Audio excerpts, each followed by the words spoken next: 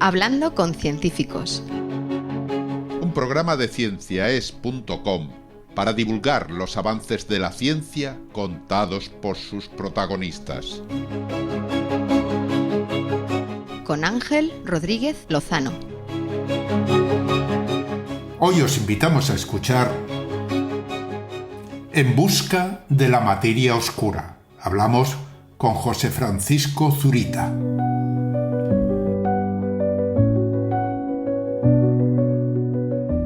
La materia oscura es uno de los mayores misterios del universo. No emite ni refleja luz, es invisible para nosotros, pero domina el cosmos. De las 4 fuerzas que dominan la naturaleza, hay una que revela su presencia, la gravedad. Sabemos que la gravedad es una fuerza que hace que unos cuerpos se atraigan a otros. A ella se debe el giro de las galaxias, el de los planetas alrededor del Sol o nuestro peso sobre la superficie de la Tierra. Sin embargo, cuando los científicos aplicaron las leyes de la gravitación y la relatividad, comprobaron que las estrellas en los bordes de las galaxias se mueven tan rápido que si existiera solamente la materia visible, saldrían disparadas al espacio. Hacía falta más materia de la que podemos ver, una materia invisible, una materia oscura. Desde que se detectó, científicos como José Francisco Zurita, nuestro invitado en Hablando con Científicos, luchan por descubrir de qué está hecha. Os invito a escucharle.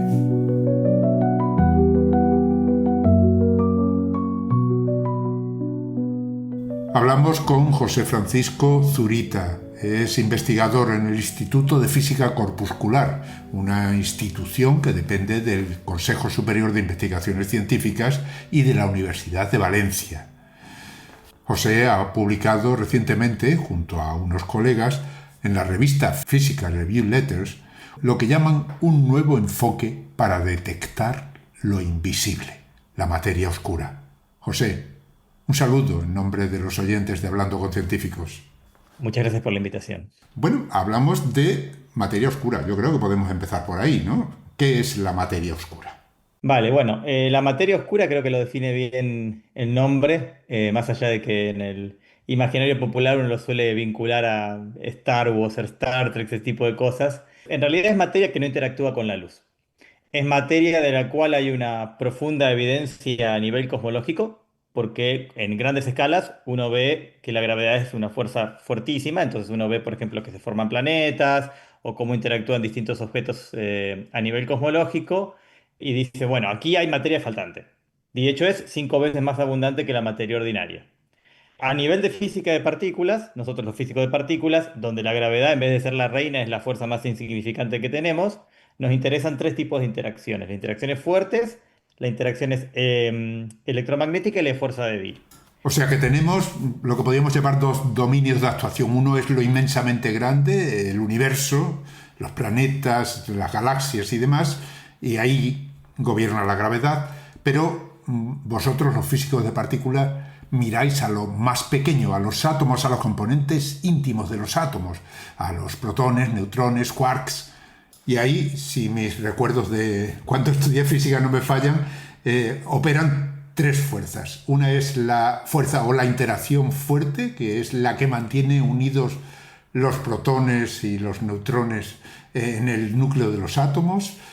Otra es la interacción débil, que es responsable de ciertos tipos de radiactividad, como la radiación beta, y la electromagnética, que es la que gobierna la luz, podemos decir, ¿no? Y la materia oscura se detecta gracias a la gravedad. Correcto, o sea, es porque hay grandísimas cantidades de materia oscura que funcionan, por ejemplo, uno de los efectos que se ve es la formación de planetas, ¿sí? La materia oscura, por sus interacciones, lo que termina haciendo es funcionando como un atractor, ¿sí? Donde va atrayendo materia, polvo que hay dando vuelta por el universo. Yo no trabajo en todo este campo, pero hay simulaciones numéricas muy detalladas que dicen que si no hubiera materia oscura, básicamente la materia a la que está echando los planetas, en lugar de acretarse y armar un planeta, hubiera pasado de largo. ¿sí? Las estructuras galácticas serían diferentes. Y así hay una serie de evidencias, pero son todas gravitatorias. Por ejemplo, otras lentes gravitacionales, que cuando hay mucha masa, ¿sí? Es como que tuviera, una especie de efecto óptico, pero a nivel gravitatorio, y yo veo imágenes gravitatorias duplicadas. Todo eso, sin la existencia de materia oscura, no se explicaría. Lo que los físicos de partículas queremos saber es como partícula, ¿sí? ¿Qué números cuánticos tiene? Esa es nuestra identificación para las partículas. ¿Tiene carga de color, tiene carga eléctrica, tiene carga débil y cuál es? Y eso es lo que no se sabe al día de hoy. No tenemos idea si es una sola partícula, si son muchas. Normalmente, y yo voy a hablar, esto se habla de sectores oscuros, porque que fuera una sola partícula, dadas las evidencias experimentales y las búsquedas que hay de materia oscura, que básicamente hay tres formas de buscarla, eh, o sea, sería muy limitado y muy constreñido el espacio de parámetros donde eso podría existir. Bien, pues vamos al grano. ¿Cómo buscáis la materia oscura? ¿Cómo intentáis comprender de qué está hecha? La materia oscura como partícula en realidad tiene básicamente, y yo voy a centrarme en un paradigma que sería el paradigma de materia oscura térmica, tiene tres formas de detectarla, ¿sí? Y creo que es el paradigma que ha dominado la búsqueda de materia oscura. Lo que ocurre con la materia oscura es lo siguiente. O sea, la materia oscura hoy está medido cuánta materia oscura tenemos en el universo, ¿sí? Entonces, esto es como decir, yo peso 72 kilos, pero al físico de partículas le interesa saber el genoma de esa materia oscura, ¿sí? Si yo digo que peso 72 kilos, estamos bastante lejos de poder encontrar mi genoma. Quizás es un poco exagerado el ejemplo, pero quiero un poco ilustrar lo que nos interesa. Entonces, esta materia oscura lo que va a hacer va a tener que interactuar con las partículas que conocemos. Vamos a hacerlo fácil, vamos a suponer que solo interactúa con los electrones. Y para hablar con los electrones, este sector oscuro, esta materia oscura, tiene que haber un mediador. ¿Sí? Un mediador que transmite una fuerza. Nosotros tenemos mediadores en el modelo estándar que podrían funcionar. Podría funcionar el Higgs, podría funcionar el bosón Z, podría funcionar el bosón W, dependiendo de cómo sea el modelo. Sabemos que no podría ser el fotón porque ya dijimos que era oscura porque no interactuaba con el fotón. O en realidad interactúa muy débil. Si tuviera una carga eléctrica, tendría una carga eléctrica de una milésima de la carga del electrón o menor. ¿Sí? Con lo cual, vamos a decir que directamente no interactúa con el fotón. O podría haber un mediador nuevo. De hecho, en el trabajo lo que analizamos son modelos mínimos en el sentido de que usamos como mediador a los bosones electrodébiles, el Z y el W. Con lo cual, en esa dinámica, tenemos que volver al universo temprano. ¿Qué ocurre en el universo temprano?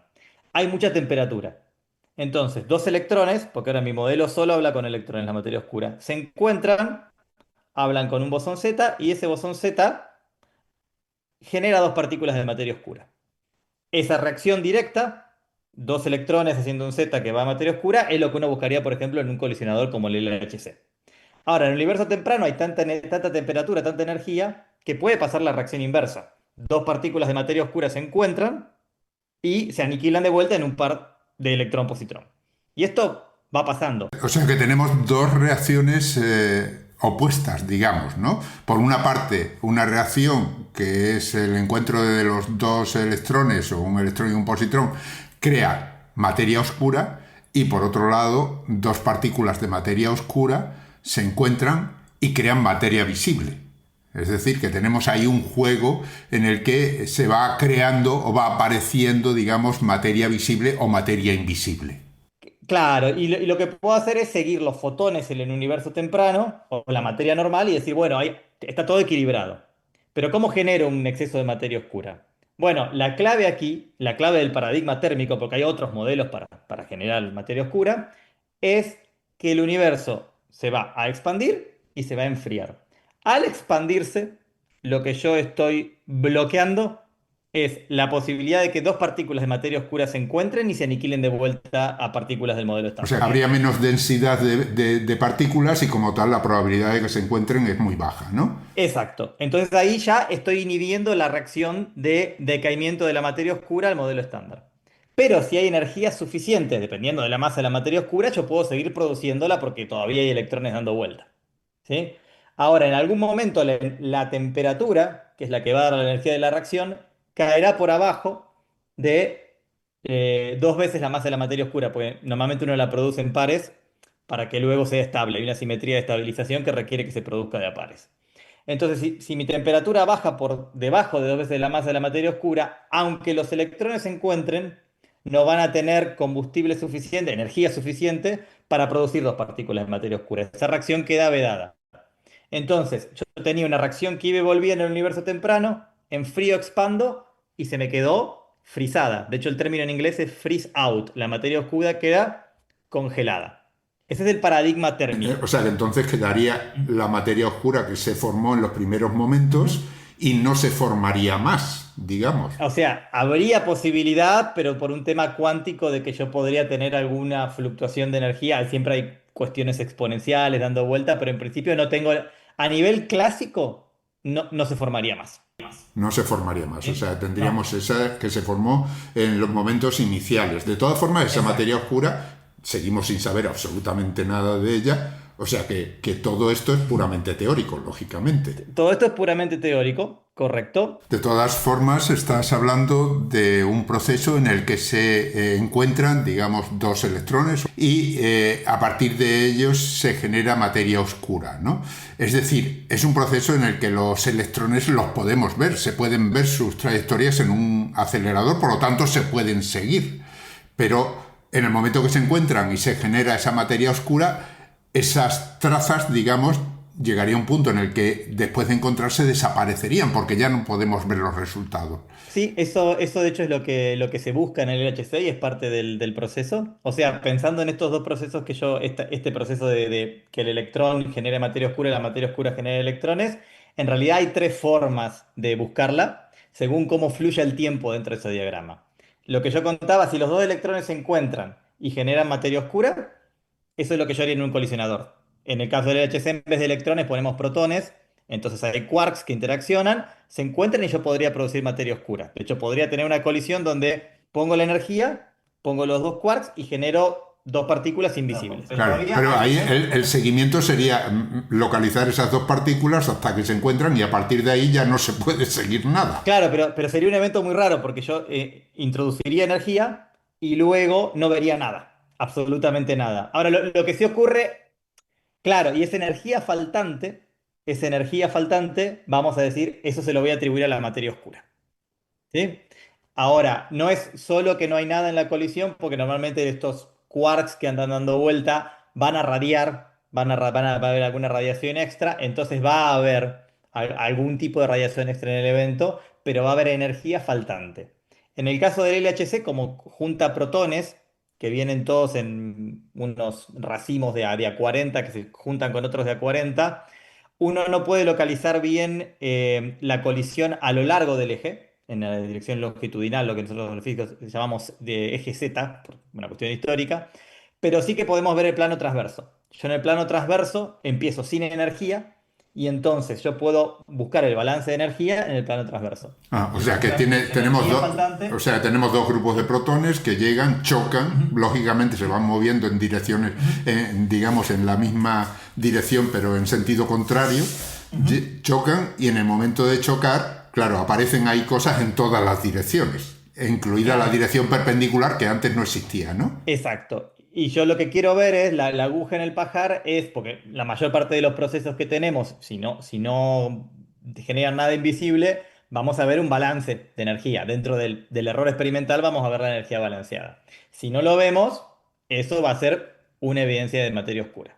¿Sí? Eso sería la producción o la búsqueda directa de materia oscura. O sea que realmente hay más que la evidencia directa, sería la evidencia directa de que hemos perdido energía y que no la encontramos por ningún lado. Se supone que es materia oscura, pero realmente no la hemos encontrado, ¿no? No sabemos cómo es. Bueno, digamos, o sea, vemos que algo falta, ¿sí? Y menos lo que falta es lo que sería la parte oscura. Obviamente que, o sea, esto es algo que se busca ahora en el LHC, también se va a buscar, por ejemplo, en colisionadores futuros, como el colisionador de muones, que es lo que hablo en mi artículo. Pero, digamos, esta es la parte que es la parte más de física de partículas, en el sentido de elemental de colisionadores de búsqueda. No quiero dejar también a otras sublíneas bien representadas, porque ese mismo proceso puede pasar al revés. Puede pasar que yo mire en secciones muy densas del cosmos, donde habría más cantidad de materia oscura y podría tener la posibilidad de que la reacción inversa, donde la materia oscura habla con el modelo estándar, emita. Y eso se llama detección indirecta. Y la otra cosa que se hace en la Tierra, que también es un experimento importante, es lo que se llama detección directa, que sería ni un proceso ni el otro, sino sería invertirlo 90 grados. Que venga una partícula de materia oscura, interactúe con un detector, normalmente estos son grandes volúmenes de gases nobles, muy aislados, subterráneos, y que esa partícula de materia oscura salga, o sea, tenga alguna interacción, tenga un cambio en el momento, y eso me genere dentro del gas noble, me da una especie de patada a la estructura atómica que hay ahí, se vería una traza. Eso se llama detección directa, o sea, viene la materia oscura, habla con nosotros, entra y se va, entonces el estado inicial es una partícula de materia oscura y una partícula del modelo estándar. Ha pasado, pero ha dejado huella. Exacto, eso también se busca. Entonces, digamos, son los tres aspectos que hay que tener en cuenta. O sea que Obviamente, uno es repasando esos aspectos, una opción es que dos partículas conocidas, evidentemente electrones y demás, choquen y desaparezca o se pierda energía, ¿no? Y por lo tanto ahí está la materia oscura. Otra es que la materia oscura se encuentre y genere algo que se vea. Y la tercera es que pase una partícula de materia oscura y de alguna manera se produzca una interacción, porque si no, no podemos detectar nada. Es decir, perturbe de alguna manera ese mundo que sí vemos, ¿no? correcto, correcto. Esas son las tres caras de la búsqueda de la materia oscura, pero que obviamente involucra tanto físicos de partículas como físicos de astropartículas, como, bueno, todo este tema de la detección directa en mucho de ciencia de materiales, conseguir materiales puros. Esa perturbación puede ser muy pequeña. Entonces, por ejemplo, podría ser que según el modelo, según la masa de la materia oscura, esencialmente la energía que deje sea muy difícil de detectar en un detector y hay que armar otro distinto. Eso sería en Eso en también. el tercer caso. Claro, eso sería en el tercer caso. Entonces, quiero decir que cada una de estas líneas tiene una especialización dentro de física de altas energías que está bastante bien definida. ¿Sí? Es un campo bastante amplio. Así que bueno, eso quería contar un poco la materia oscura con esta idea del proceso térmico, de estar todo el tiempo en contacto con el universo primitivo y cómo genero ese exceso y cómo lo quiero detectar. A nivel física de partículas, cómo el exceso está medido, como dije que yo tengo 70 kilos, yo tengo alguna información. ¿Sí? Si yo tomo el modelo mínimo, que es de hecho lo que miramos en el paper, con bosones electrodébiles Z y W mediando, en realidad hay solo dos cantidades que desconocemos, que son el acople que hay entre la materia oscura y los bosones electrodébiles eh, y la masa de la materia oscura. Pero como el modelo mínimo asume que la materia oscura va a tener que tener interacción electrodébil solamente, eso queda fijado porque conocemos la interacción electrodébil con el modelo estándar. Nos faltaría decir cuál es exactamente la carga. Es como decir, va a tener carga eléctrica, puede tener carga del electrón, dos veces del electrón o cuatro, pero hay una cantidad limitada. Entonces, todo este modelo, sabiendo que el acople es como el acople electrodébil, deja una sola cantidad desconocida, que es la masa de la materia oscura. Este esquema tan simple me deja a mí como físico de partículas una incógnita, que es la masa de la materia oscura, y se puede calcular, en función de la masa de la materia oscura, cuál es la materia oscura que me hubiera quedado, y entonces puedo hacer predicciones. O Y lo sea que se hace es o sea decir, que vosotros tenéis ahí un modelo que dice que ujú, puede interactuar la materia oscura con la materia, lo único que pasa es que la interacción es muy, muy, muy débil y por lo tanto muy difícil de detectar, entiendo, pero si se logra detectar, ese valor que podríais medir ya te daría un valor de la masa de la materia oscura, ¿es eso? ujú. Es más o menos eso. No es es tan débil como la interacción electrodébil del modelo estándar. En ese sentido, hay un acople que o sea, a nivel física teórica, los acoples de las distintas partículas son universales. O sea, si yo tengo un electrón que tiene carga 1, sé cómo se acopla con el fotón. Si tengo una partícula que tiene carga 2 tercios, menos un tercio o 4, a veces yo sé exactamente cómo se acopla, porque la constante de acoplamiento la medí. Esto es un modelo nada más, un modelo simplificado se puede hacer mucho más complejo. Pero lo atractivo es decir, si yo sé cuál es la carga de la materia oscura ante la fuerza débil. Y no hay muchas opciones. Básicamente uno trabaja con campos y los campos pueden ser singletes, dobletes, tripletes. O sea, tiene que tener una, dos, tres, cuatro, cinco componentes hasta la materia oscura. Y una de esas componentes tiene que tener carga eléctrica neutra. Entonces, pidiendo eso, uno básicamente puede decir, bueno, puedo tener doblete, triplete, cuádruplete de débil.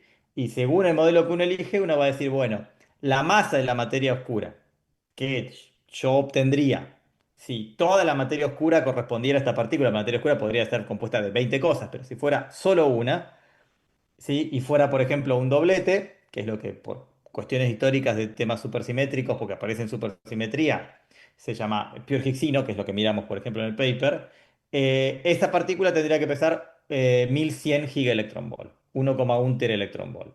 Si fuera un triplete, que se llama Wino, tendría que pesar 2,4 teraelectronvolt. Entonces tengo un objetivo. O sea, que tienes un marco teórico que te dice cómo se podría buscar, ¿no? Y qué habría que buscar, sobre todo. Correcto. Pero para eso parece ser que todavía no tenemos una máquina adecuada que lo pueda buscar. No, bueno, ese es un poco ese es un poco el problema. O sea, nosotros tenemos en este momento el LHC, que tiene un programa de física que incluye materia oscura, también incluye, obviamente, descubrió el Higgs y entender las interacciones del Higgs, incluye también otra serie de cuestiones de búsquedas de fenómenos. Y lo que sí sabemos es que el programa de materia oscura para estos modelos mínimos no va a ser 100%, o sea, no va a poder decir voy a descartar todos los modelos mínimos. ¿Sí? Justamente el modelo del doblete, que es lo que es pure Higgsino, que es el modelo que yo estudié en este paper del Physical Review Letters, no va a llegar a poder excluir 1,1 teraelectronvolt. Llega a una masa un poco más baja, 300 o 400 gigaelectronvolt.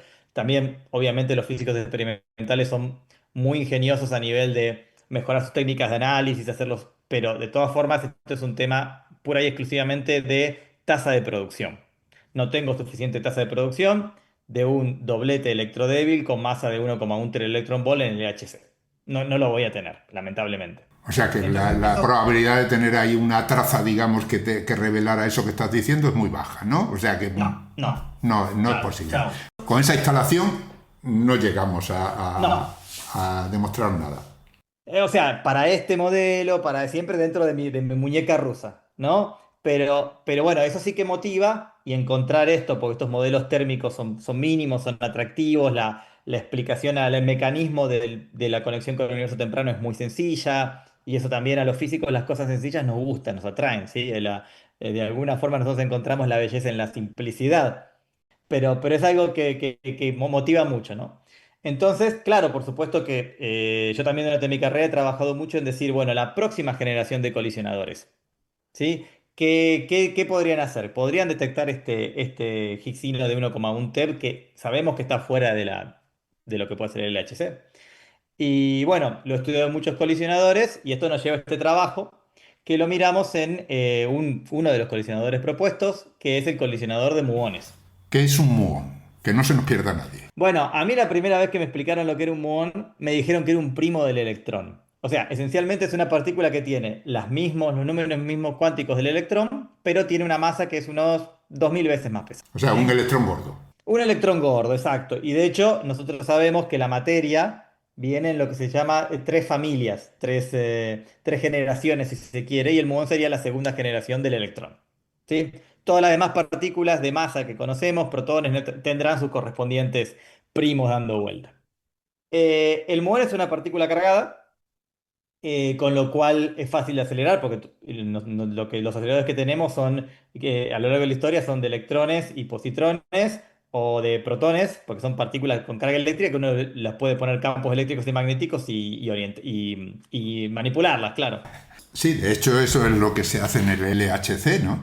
Es una enorme circunferencia, un túnel inmenso que tiene 27 kilómetros de circunferencia, en el que lo que hay es un tubo donde existen unos campos magnéticos muy potentes que lo que hacen es ir acelerando un haz de protones, por ejemplo, dando vueltas en esa circunferencia. Pero claro, para eso necesitas que esos protones o esas partículas que están acelerando sean Correcto. estables, que no cambien mientras se están acelerando. El problema que tenemos con los muones es que como son los primos de los electrones, van a decaer a los electrones a través de interacciones débiles.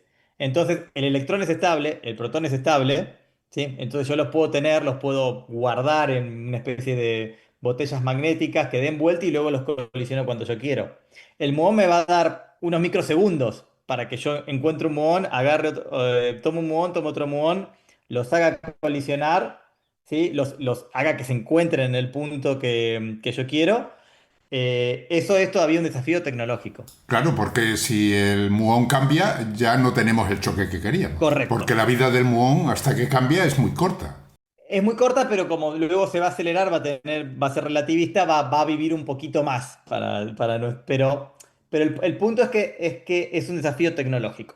¿Sí? O sea, de los colisionadores, los grandes colisionadores que están hoy en danza, que están hoy propuestos y que se van a estudiar, hay de electrón-positrón propuestos, hay de protón-protón y hay de electrón-protón. Claro, pero todas esas partículas son estables. En cambio, el muón parece ser que pone las cosas difíciles, por lo menos.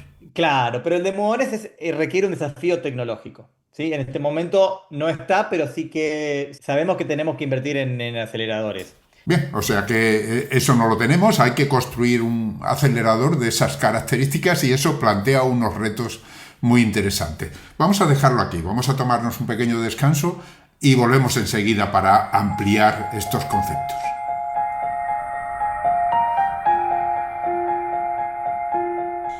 Estáis escuchando Hablando con Científicos, un podcast de cienciaes.com para divulgar la ciencia de la mano de sus protagonistas. En nuestra página web, cienciaes.com, podéis encontrar más de 500 entrevistas con científicos de todas las disciplinas. Os invitamos a escucharlas y compartirlas en redes sociales con vuestros amigos y conocidos. Cienciaes.com ofrece un conjunto de podcasts de acceso libre y gratuito a través de iTunes, Spotify, Google Podcasts, iVoox, TuneIn y muchas más plataformas. Todo en cienciaes.com.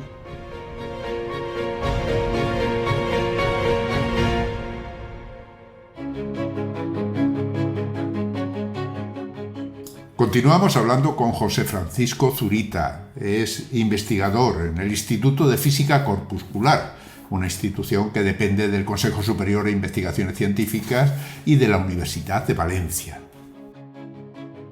José Francisco, junto a otros colegas, ha publicado recientemente un artículo en el Physical Review Letters que habla de la búsqueda de materia oscura y que propone unos caminos muy interesantes, no ya para detectar la materia oscura, sino para identificar de alguna manera los componentes que la forman.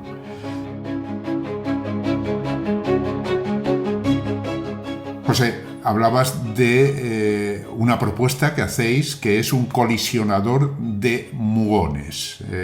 Has dicho que los muones son partículas primas, digamos, del electrón, más pesadas que el electrón, y lo que hay que hacer es construir un acelerador que, digamos, acelere dos haces de muones y los haga chocar para que de ahí surjan una serie de nuevas partículas y se pueda detectar la materia oscura. Pero claro, como decías antes de esta interrupción, los muones tienen un problema, y es que tienen una vida media muy cortita, es decir, que en un momento determinado cambian y se convierten en un electrón, lo que quiere decir que no son estables como los protones o los neutrones o los electrones, que se pueden utilizar en aceleradores todo el tiempo que se quieran porque no cambian en el camino hasta hacerlos chocar.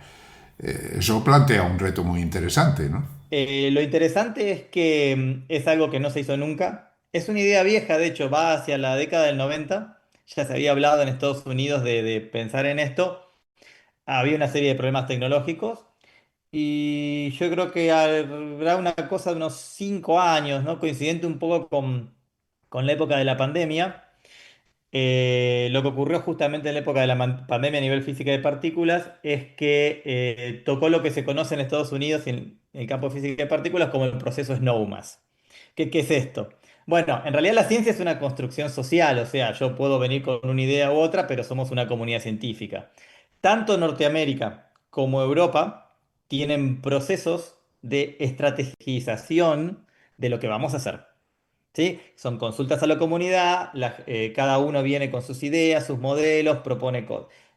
La pandemia coincidió con el proceso de Norteamérica, ¿sí? Y en ese proceso de Norteamérica surgió con muchísima fuerza, o sea, se retomó esta idea de 1990 del colisionador de muones, ¿sí? Porque en este momento Norteamérica no tiene un gran colisionador, el último que tuvo fue el Tevatron, ¿sí? Que era un colisionador protón-protón, que es como si había sido el padre del LHC en ese sentido, ¿sí? Es una generación anterior. Y no tiene más programa de aceleración de partículas elementales, tiene programas de aceleración de iones, colisiones de iones.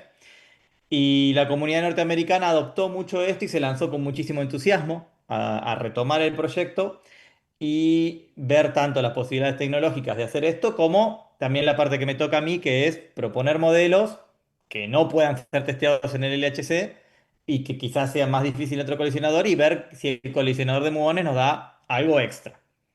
Y ese fue el caso del trabajo, o sea, nosotros tomamos este modelo del doblete del Higgsino y este modelo tiene la peculiaridad de que como está hecho, el sector oscuro tiene dos partículas. ¿Sí? Para hacer la analogía, nosotros sabemos que el electrón y el neutrino del electrón en realidad no están disociados, o sea, no es que no tienen nada que ver uno con el otro. Forman parte ambos de lo que se llama un doblete electrodébil, y eso es lo que hace que interactúan con el bosón W. Un electrón, un neutrino del electrón y un bosón W. Partículas que se relacionan, digamos, entre sí porque interactúan entre ellas y tienen definidos, o sea, como bloques, dividida la materia por bloques y vosotros tenéis un bloque en el que intervienen esas partículas, ¿no? Correcto, correcto. Entonces, el modelo este del doblete electrodébil, justamente pues doblete, va a haber dos partículas. Va a haber una cargada y una partícula neutra.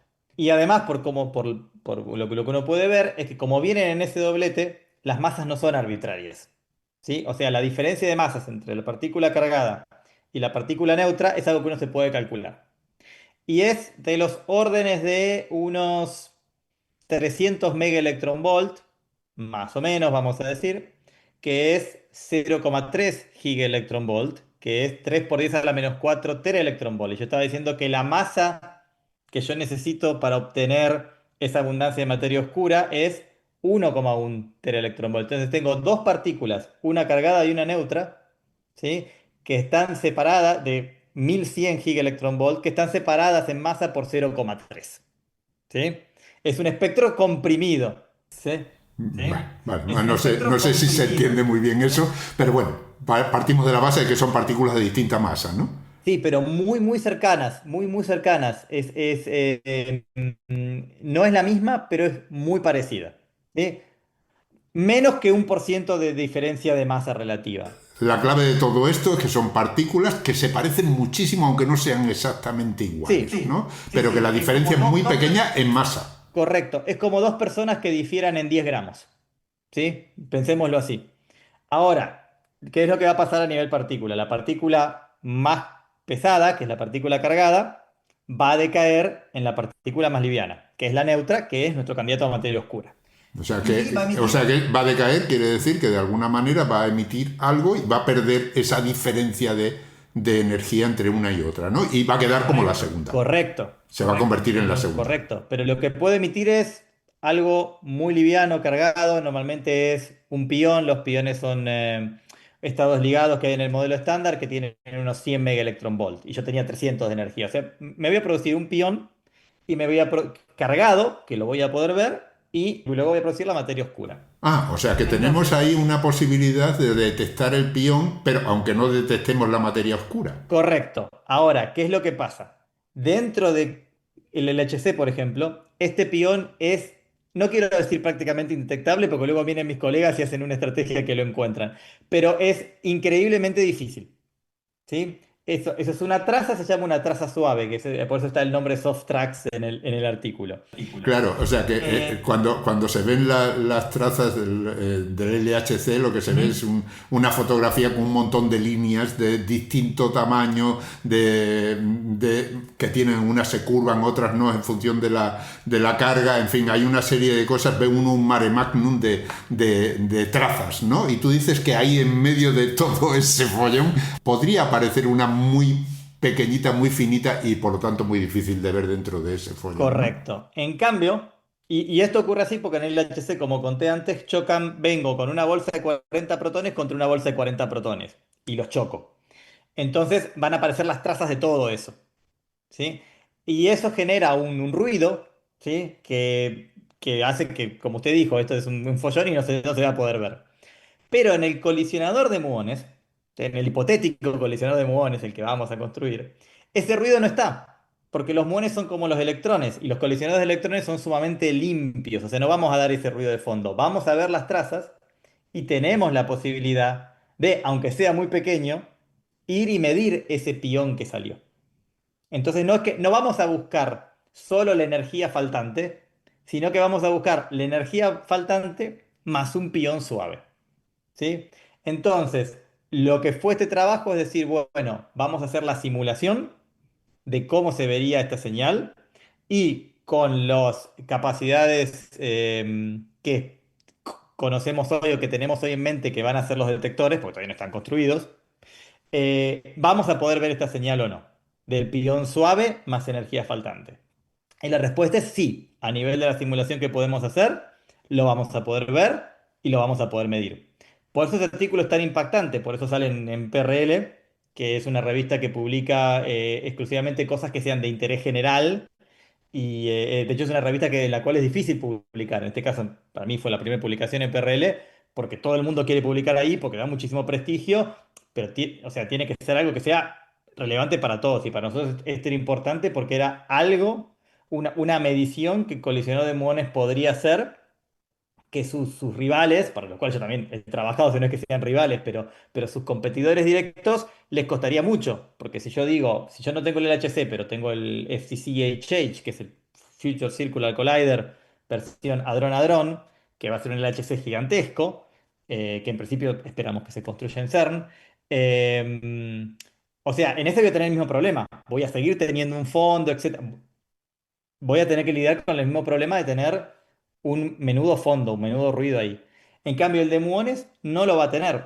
Y por ser muones, además, la tasa de la probabilidad con la que se genera esto es bastante alta. ¿Sí?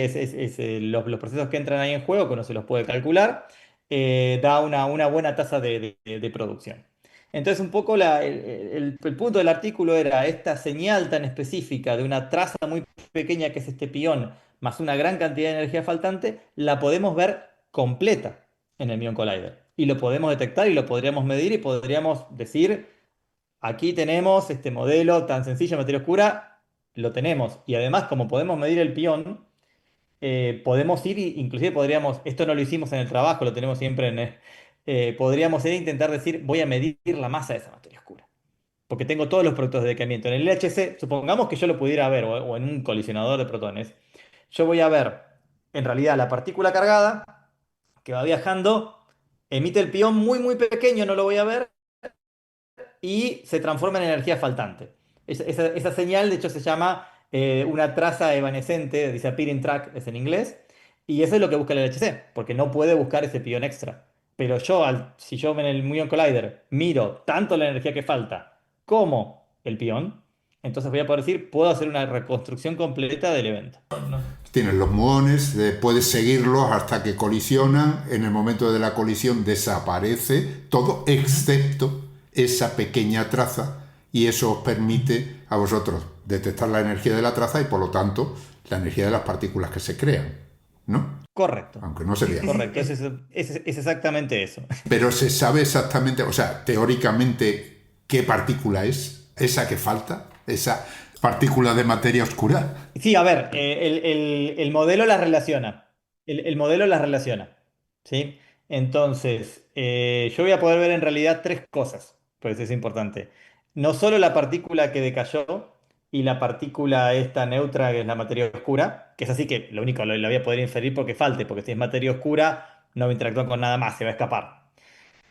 Voy a poder ver, y esto es muy interesante, voy a poder ver la partícula cargada madre, porque al estar tan cerca en masa, estas dos partículas, la vida media de la partícula cargada hace que en el laboratorio deje una traza que es macroscópicamente visible. O sea, esta partícula va a vivir, hay un factor de boost relativista que va enfrente, pero del orden de 6,6 milímetros. Y un boost típico puede ser un 5 o 10. Así que puede ser que tenga unos 10, 20, 30 centímetros de traza cargada que luego se desaparecen en una traza pequeña que es el pión y luego falta. O sea que esas dos partículas que son muy parecidas, que se diferencian muy poco una de otra, una de ellas lleva una pequeña carga, esa pequeña carga es la que la hace visible hasta que vuelve digamos, se deshace de eso y se convierte en la primera, ¿no? Claro, pero no es una pequeña carga, es la carga del electrón. Pero ya no es el pión, sino ya sería un precursor, digamos, de la materia oscura, porque si se ve ya no es materia oscura, ¿no? Bueno, pero pertenece al sector oscuro. Va a pertenecer al sector oscuro. O sea, aquí estamos abusando de jerga. Normalmente pensamos en materia oscura en la partícula que tiene carga neutra. ¿Sí? Pero el sector oscuro puede tener, creo que decía, partículas con carga y eso es lo que yo voy a ver. La partícula madre, que normalmente se llama la mother particle, decae en el pión que es la hija y la materia oscura que es la otra hija. Entonces yo voy a ver una señal que es increíble porque son 30 centímetros de traza gorda, si se quiere, que en un punto se desintegra en una traza pequeña y nada más. ¿Esos 30 centímetros es mucho o poco en un detector? No, no, a nivel detector es detectable. Podría ser menos, podría ser 20, podría ser 10, pero es detectable. En el LHC también, de hecho, el LHC busca esta señal sin ver el pión y tiene cotas dentro de donde se puede producir por un tema de masa, tiene cotas muy fuertes en esta señal. Sí, eso se puede ver, esa traza cargada que luego desaparece es una señal que se puede ver muy sencillamente. Eh, entonces, todo también depende de la probabilidad. Lo que también es interesante es que si yo cambiara el modelo de materia oscura y pensara que hubiera un triplete, un quinto, no tiene por qué ser ese que yo tomé como ejemplo, lo tomamos como ejemplo porque la mayor parte de los estudios para colisionadores futuros usan, entre otros, eso como un banco de prueba para decir, bueno, a ver qué puede hacer mi colisionador con este, porque es un modelo que se viene trabajando hace 40 años. Como contaba, estos modelos surgen naturalmente también dobletes, tripletes, electrodobles y surgen en supersimetría. Durante mucho tiempo, supersimetría fue el gran paradigma de la física más allá del modelo estándar. ¿Sí? Por una serie de razones, una siendo lo que contamos que la belleza y la simplicidad. Entonces estos modelos ya estaban dentro de construcciones supersimétricas. La gente antes decía, bueno, vamos a tomar construcciones supersimétricas, hacen un montón de cosas a la supersimetría. Una de las cosas que hacía es dar un candidato a materia oscura. Estos modelos están muy bien estudiados de hace muchos años. Entonces es un buen caso de testeo. Pero podría pasar, y lo decimos en el paper, que no tengo un modelo levemente distinto, pero que esta técnica también se puede usar para ese modelo. Con que haya una cierta compresión y que sea difícil de ver el peón, se podría hacer y, o sea, lo que quiero decir es que el paper es más que mirar un solo modelo, porque si no sería un poco egoísta. Es una técnica que se puede aplicar a todos y nosotros lo aplicamos a uno que lo han mirado todos. Entonces podemos tener una comparación más justa de las capacidades de esto. De nuevo, todo esto es trabajo a nivel suposición, a nivel simulación. Luego, como dije, tenemos que conseguir que se construya el colisionador, tenemos que conseguir que el detector sea, pero eso será a futuro. Lo que queremos decir es, aquí hay una gran oportunidad. Pero ¿Sí? bueno, Vale, está vale. ahí, ¿no? Evidentemente todas las cosas se hacen con una idea y se anda buscando un objetivo, ¿no? Lógicamente hace falta la tecnología, pero si no se propone el modelo, tampoco se construye la tecnología. O sea, si no sabemos que podemos encontrar algo con una tecnología determinada, tampoco la vamos a construir porque no la necesitamos, ¿no? Por supuesto, por eso creo que es tan importante esto de ir proponiendo modelos que requieran un desafío, ¿sí? Que requieran ir más allá de cómo decirlo, de ir incrementando las cosas, increyendo, ¿no? Si uno dice, bueno, no encontré con 14 test, voy a 20, voy a 30, no, en realidad necesito alguna motivación más fuerte, sobre todo porque estos aparatos son costosos, ¿no? Debe ser un par de aviones cazabombarderos. Y requieren mucho tiempo y requieren, como dije, también o sea, no es que lo propongo yo solo y luego otro en su casa propone una cosa distinta. O sea, yo tengo una colaboración con la que trabajé, que es, bueno, es un chico italiano que es experimental de altas energías, un chico colombiano que está en Estados Unidos que es teórico también. O sea, y tenemos que trabajar juntos y proponer esto y así habrá otras colaboraciones que trabajan juntas y luego como comunidad tenemos que sentarnos y decir de todos los proyectos, vamos a apoyar este o este otro. ¿Sí? Porque vamos a construir uno o dos de estos colisionadores, ¿no? No sé si vamos a construir todas las propuestas que haya. Entonces es importante entender que no estamos aislados, funcionamos en una estructura social, en una comunidad que tiene que ir y pedir financiamiento para estos proyectos y decir, oye, que este proyecto puede hacer esto que antes no se podía haber hecho, es obviamente algo que le da mucha fuerza al programa de física que, como dije yo, el LHC no busca solo materia oscura, ¿sí? Está buscando un montón de cosas en Claro, simultáneo. es que se abre un camino al final. O sea, si tienes esa tecnología, una vez que la tienes, no solo estudias eso, sino estudias muchas otras cosas, incluso cosas que hasta que no está construido no aparecen en mente, ¿no? Correcto, correcto, correcto. Todo eso es un impulso hacia adelante en cuanto a investigación en este tipo de problemas, ¿no? Bien, muy interesante, la verdad. Bueno, supongo yo que alguno se ha perdido un poquito, yo también, no lo voy a discutir, pero yo creo que la idea general la hemos captado. De todas formas, hablas en este caso de una reacción, digamos, concreta, ¿no? Pero cuando hablamos de materia oscura, hay montones de investigadores que investigan la materia oscura y que están proponiendo montones de modelos, ¿no? Entonces digo, no sé si montones, pero sí varios, seguro. O sea, que por ahí hay propuestas de partículas de distinto tipo que llaman WIMP. Este modelo es un WIMP. Este es un Es WIMP, un vale, WIMP bien. clásico, más clásico imposible.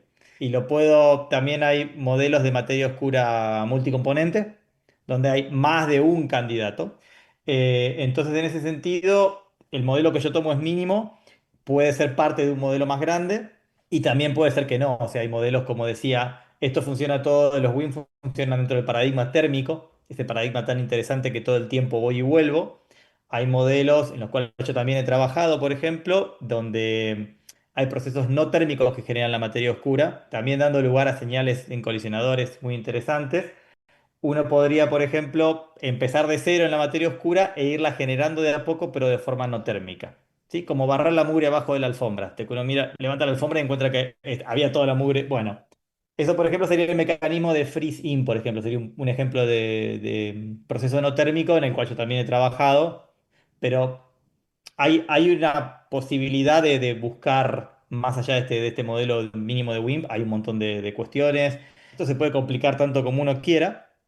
La ventaja de lo mínimo es que es entendible, es traducible a lo largo de todos los experimentos y obviamente, como digo, que tenemos estas tres formas de buscar la parte térmica y en general la materia oscura, a la hora de reclamar un descubrimiento, yo creo que también vamos a tener que tener tres marquitas, porque si yo veo algo en colisionadores, pero no lo veo en detección directa, o veo algo en detección indirecta, pero no lo veo en ninguno de los otros dos, o sea, es una especie de jugar al detective entre todos. ¿Sí? Esto es como jugar al club.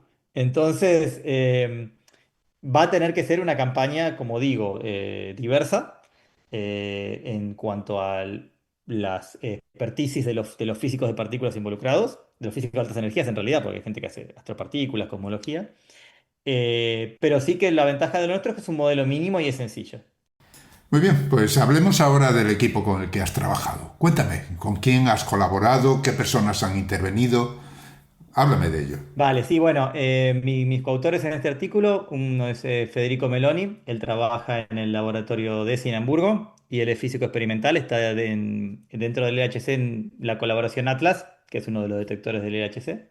Y mi otro colaborador es Rodolfo Capdevila, él es postdoc en el Fermi National Accelerator Laboratorio, Fermilab, que es el laboratorio donde justamente estaba el Tevatron del que yo hablé antes, es teórico. Y ocurrió durante la pandemia que empezamos a hablar. Federico me contactó porque quería ver algunas cosas. Él estaba en Bion Collider y yo había hecho estos modelos para otros colisionadores y empezamos a hablar y luego se sumó Rodolfo y con otra chica más habíamos hecho un artículo ya de buscar la señal que se buscaba en el LHC, o sea, esta traza que desaparecía en el Muon Collider. Y como que, bueno, como se dice en España, se dio buen rollo este artículo. Y ahí dijimos, opa, pero quizás nos podemos atrever a más y podemos buscar esta traza suave. ¿Sí? Luego Rosa se desacopló del proyecto por una serie de cuestiones de, bueno, uno, el que mucho abarca poco aprieta, o sea, tenía otras cuestiones en las cuales enfocarse. Y aún así estuvimos un tiempo trabajando y le dimos forma a este artículo. O sea, es una colaboración que venía de antes y como que de alguna manera tuvimos que tener un paper juntos como para decir, uy, ahora podemos ir a algo más ambicioso y creemos que esto puede ser PRL. Así que bueno, fue esa colaboración que se fue armando, ¿no? O sea, nuestro primer artículo es del 2021 y ahora tenemos este. O sea, pasaron 3 años en el medio de ir dándole vueltas a las cosas. Así que esa es un poco la génesis de este proyecto. Y lo que es interesante también, como destacaba, es que normalmente los físicos teóricos publicamos papers con los físicos teóricos y los físicos experimentales publican papers con los físicos experimentales. Y aquí realmente fue necesaria la sinergia de las dos comunidades, tanto la teórica como para el experimental, para hacer un trabajo más serio en el sentido de con más detalle, ¿sí? Más, sobre todo simular algo que un colisionador que no tenemos. Tenemos que tener muy en claro cuáles son las posibilidades, cuáles pueden ser los posibles errores de simulación. Entonces realmente fue necesario en este caso esta sinergia, que ocurre pero no es lo más común. ¿Sí? Yo tener 4 o 5 artículos así escritos con experimentales son de los más interesantes porque hay mucho intercambio de ideas. A veces uno habla un lenguaje un poquito distinto que el otro, entonces llega un ratito sentarse y encontrar la base, pero luego salen ideas que pueden tener impacto, que uno dice, ah, bueno, pero a mí me ha ocurrido que dijimos, ah, pero en el HC no se puede buscar esta señal. Y luego hablar un rato, bueno, pero si pusiéramos esto, lo otro, y que he escrito artículos en ese sentido, de ir más allá del estado del arte, y que para eso yo creo que esta sinergia es importante. O sea, alguna vez dijo Feynman que no había o sea, había una división entre los físicos teóricos y los experimentales, que la única diferencia es que el experimental experimentaba y el teórico diseñaba modelos, pero que en realidad somos todos físicos y lo que vale es esa sinergia. Eso también parece un aspecto lindo de destacar, ya que hablamos del equipo, que es un equipo, no quiero decir multidisciplinario, porque todos trabajamos en física de partículas, pero realmente un equipo de teóricos y experimentales donde esa sinergia da mucho extra. Y ya para terminar, hablemos de ti. Para empezar, ¿de dónde eres? Porque se te nota el acento. Vale, vale, vale. Bueno, normalmente en España me dicen que soy argentino o uruguayo. Bueno, es la primera. Así que, bueno, yo estudié física en Argentina, hice mi doctorado en Argentina. Durante mi doctorado estuve 6 meses de estancia en el Fermilab, del cual hablamos antes. Y luego tuve posiciones postdoctorales bueno, estuve en Suiza, estuve en Alemania y ahora estoy con una beca de atracción de talento de la Comunidad Valenciana. Bueno, eso es lo más reciente, pero ¿cómo surgió en ti ese gusanillo por la ciencia, por la investigación? Porque, como digo siempre, hay estudiantes que nos escuchan y alguno puede estar interesado o le puede venir muy bien tu experiencia. Cuéntame, ¿cómo ha sido? Y normalmente la gente va, bueno, o sea, siempre va a sus decisiones de carrera o de doctorado. Y hoy reflexionaba sobre eso y quería ir al momento en que decidí que iba a estudiar física. ¿Sí? Porque, o sea, yo me tenía que sentar en lo que sería el último año del bachillerato y anotarme en una carrera. Luego uno podía cambiar y eso, pero yo me lo había pensado mucho. Y yo en realidad tenía 3 opciones. Podía hacer ingeniería, que era un poco el mandato, mis dos padres son ingenieros. Podía haber hecho economía, que es algo que me interesaba. O podría haber hecho física. Por una serie de cuestiones circunstanciales dije, bueno, me anoto en física. Y normalmente lo que pasaba en ese momento era, pero físico, vas a tener que vivir del Estado, te vas a morir de hambre, vas a tener. Y luego recuerdo que 5 años después tuvimos esa típica reunión de los que egresamos, ¿no? O sea, ¿y tú uno dónde está? ¿Qué estás haciendo? Y bueno, o sea, de lo que era mi grupo, yo era el segundo que ellos habían dicho, bueno, pero ¿cuánto cobras? Yo tenía el segundo mejor salario. Y el primero era alguien que había montado su propia empresa de informática. Sí, tenía un montón de proyectos. O sea, quiero decir, entonces esa idea de no, porque no estudiar física, porque la ciencia no paga, o bueno, es mucha mucha pasión, pero poco al final, yo creo que no es cierta. Creo inclusive que estamos sobre todo ahora si alguien medio se lo piensa, estamos en una época donde con todo este tema de ciencia de datos, ingeniería de datos, etcétera, físico es una persona que está muy bien entrenada en manejar datos, en interpretar datos, y yo creo que tanto dentro de la academia como fuera hay infinitas posibilidades. Así que si a alguno se le está dudando de los oyentes, yo digo que sigan lo que le guste. Y yo recuerdo ese momento, porque digamos, en ese sentido, ingeniería, economía eran opciones más seguras, si se quiere, ¿no? Porque una carrera más establecida. Y yo fui con lo que sentía. Y ese sentir creo que es lo que, bueno, me llevó ahí hasta donde estoy. Obviamente hace falta mucha pasión, mucho amor por esto, porque a veces sí, el camino se pone más arduo, pero que sí, que uno tiene que seguir lo que me parece realmente siente. Eso es clave. Bueno, parece que tuve suerte y elegí bien. Sí, en eso estoy de acuerdo contigo porque yo también soy físico y mira, estoy dedicado a la divulgación. Recuerdo cuando mi padre me preguntó, bueno, ¿y físico? ¿Y los físicos qué hacen? Y mi respuesta fue, cualquier cosa. Realmente un físico estudia el mundo y dependiendo de aquello que le interese, a eso le dedica todas las energías, ¿no? Pero el campo es muy abierto, realmente. Y de hecho yo acabé en comunicación, fíjate. Pero bueno, el que quiera ser químico también tiene un mundo exactamente igual y todos los que quieran estudiar. Lo que animamos aquí es precisamente a estudiar este mundo e intentar comprenderlo como haces tú, ¿no? Aunque lógicamente tú estás a un nivel en el que nos cueste comprenderlo, pero yo creo que es interesante que lo cuentes y que nosotros nos demos cuenta del esfuerzo que lleva cualquier avance, pero que son avances que nos enseñan cómo es el mundo, ¿no? Muchísimas gracias por tus explicaciones. Bueno, muchísimas gracias por la invitación. Gracias a ti. Hemos hablado con José Francisco Zurita, investigador en el Instituto de Física Corpuscular, un instituto mixto del Consejo Superior de Investigaciones Científicas y de la Universidad de Valencia. Lo dicho, gracias y hasta pronto. Muchísimas gracias.